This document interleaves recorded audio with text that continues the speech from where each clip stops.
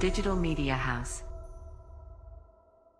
The doctype tag is an important element used by browsers to determine the type of markup language used in a document, such as HTML, XHTML, XML, MathML, SGML, or other markup languages.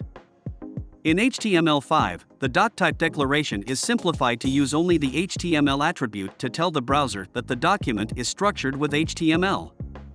For older versions of HTML, additional details were required in the doctype tag to help browsers parse the elements correctly.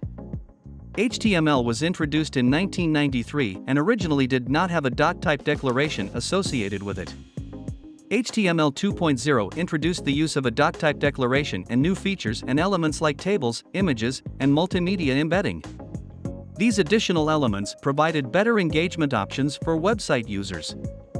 HTML 3.2, released in 1997, added more elements, such as line breaks and form labels, to improve user experience. HTML 4.01 was a major update released in 1999. It aimed to promote the use of CSS for styling an element's visual properties, such as font, color, and alignment, over the use of presentational elements and attributes for styling.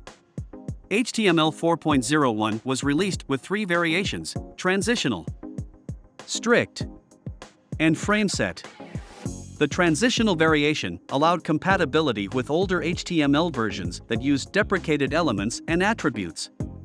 The strict variation disallowed the use of deprecated elements and attributes and forced a more strict syntax guideline. The frameset variation was designed for pages displaying information from external sources, such as other web pages or websites, by using frame elements and their related attributes. HTML5, released in 2014, brought significant improvements, including semantic elements, application caching, local storage, improved accessibility for impaired users, new APIs, multimedia support, responsive design capabilities, and interactivity. HTML continues to evolve under the guidance of the World Wide Web Consortium, also known as W3C, to adapt it to new technology and meet the standards demanded by the web community.